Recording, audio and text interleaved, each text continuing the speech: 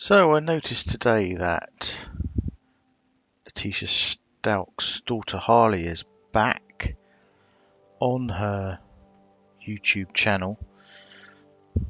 There's obviously going to be a hell of a lot of focus on that poor young girl because of the situation that she's found herself in.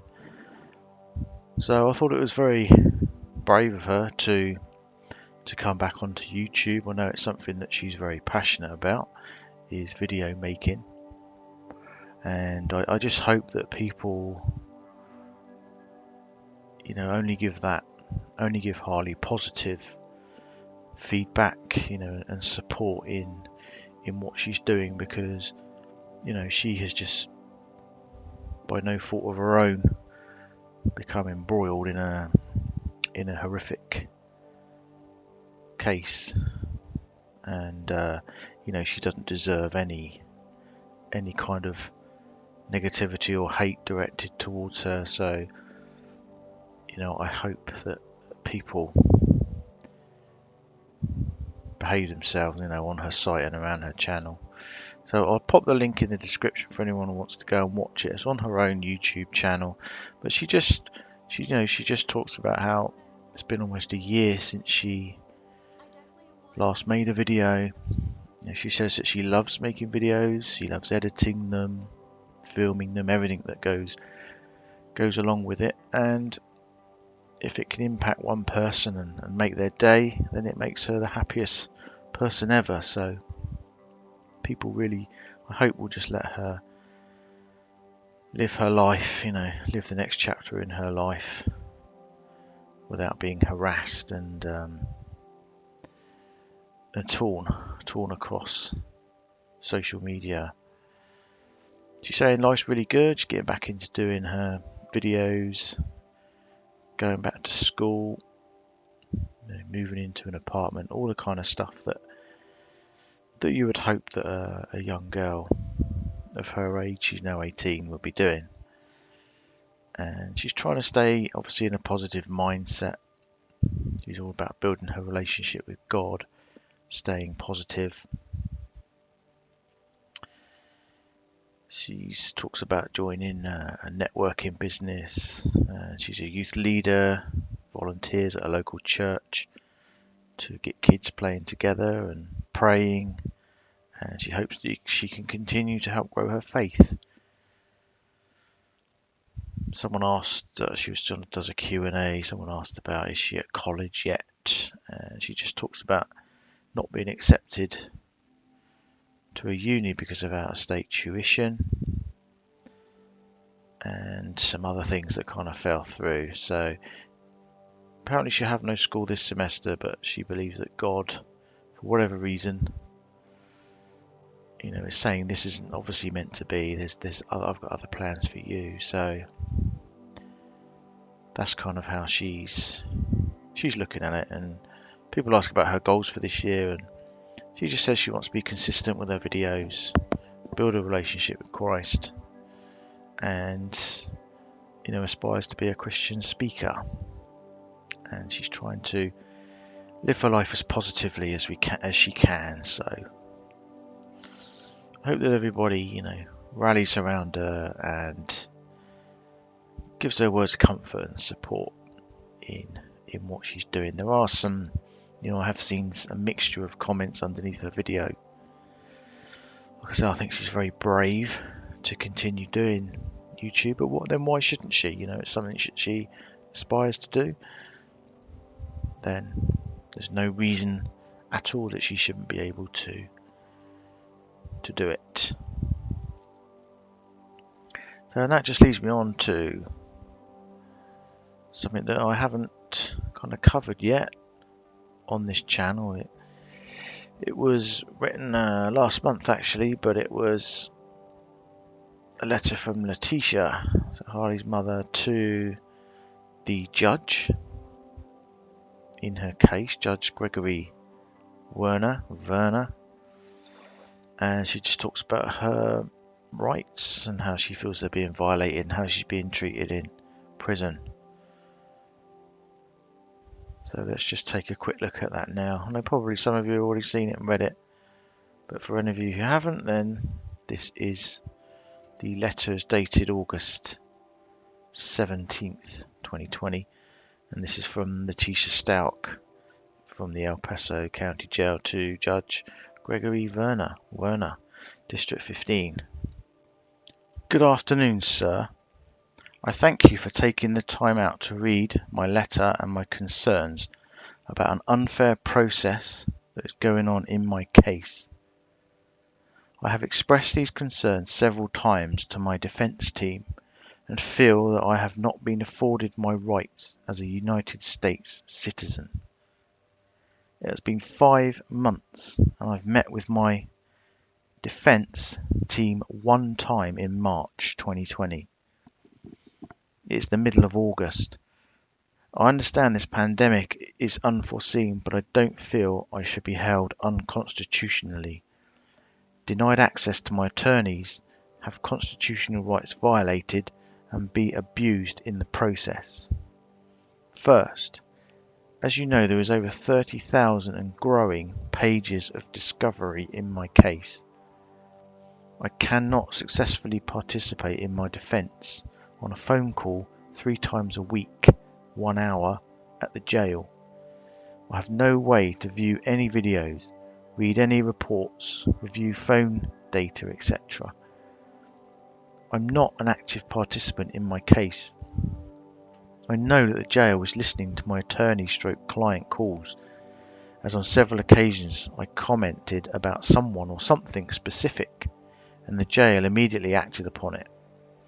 Officers also wait outside the door, easy to hear, and sometimes a video camera is on at the TV near the phone.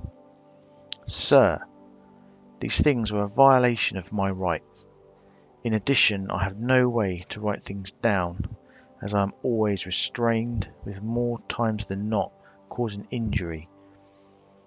I understand you cannot tell the jail how to run their facility, but I know that I can't ignore my rights being violated.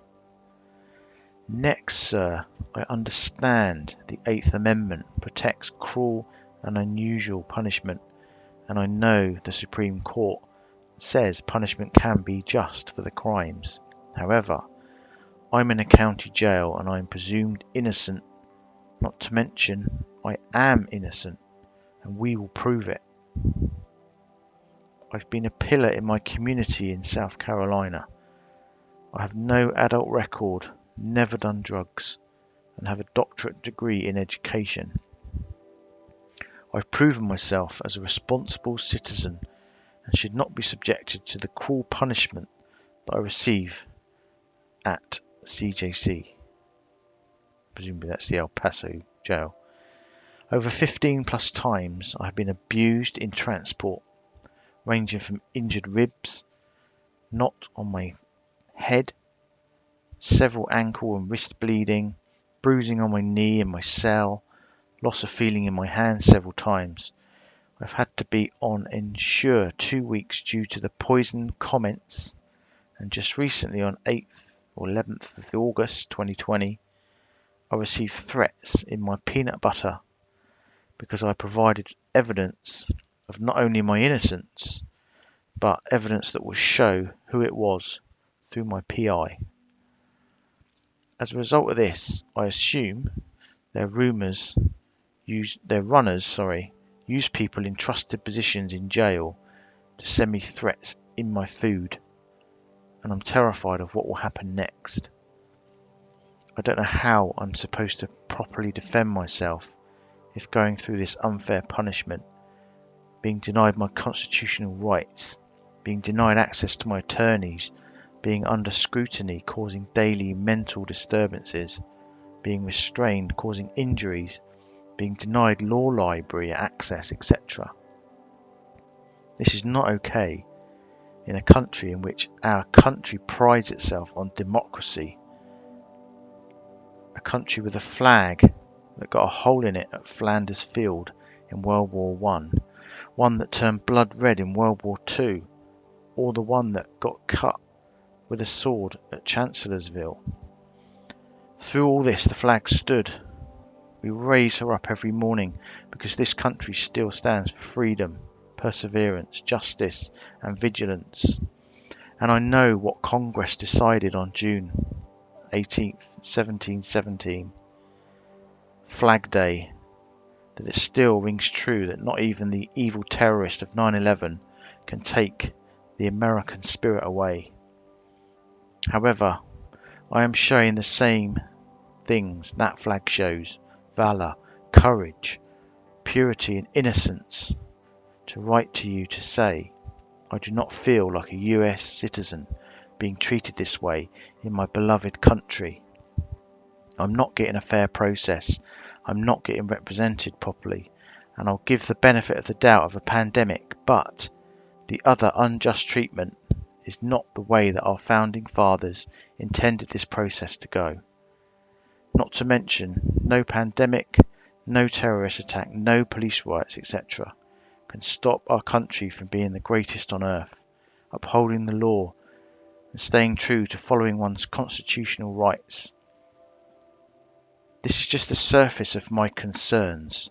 As you will see, they only get worse with the legal search and seizure. I was a victim of cohesion at its most mental and physical. Sir, you can tell I'm educated. I know Miranda versus Arizona, etc. However, a person cannot perform under this scrutiny, abuse, cohesion, etc. And that's what has happened throughout this entire process. Besides, due to info from my PI, I don't even feel that El Paso has jurisdiction, not to mention the wrong individual. I reach out to you to let you know that I am very concerned with the process because I know that you will uphold the integrity of the court. The judicial system that I know does not allow a person who is presumed innocent and who is improperly defend themselves to be subjected to daily abuse and Eighth Amendment violations, does not deny Fifth and Sixth Amendment or speedy fair trials, does not interfere with attorney-client privilege. Yes, I can tell you many situations in which I know they are listening. Does not physically, mentally and emotionally abuse innocent people waiting on trial. Does not allow that individual to be in danger, not just from inmates but from employees also, and does not avoid these situations causing an individual's mental health to decline and safety be at risk. I live each day not knowing what will happen to me next, what person will put something else in my food, what rights I'll be denied tomorrow, or what injuries will occur next. I support law enforcement, I support our military, our country, and I know that a few bad apples / incidents can ruin it for good people. I extend my concerns to you as a first step in this because my attorneys have refused to let you know due to the public knowing. My life is on the line. I'm innocent and I'm ready to return home and use the doctorate degree that I worked diligently for, and cannot do that if I'm not afforded those rights. If I'm fighting for my life daily, I'm clearly no threat to myself, etc.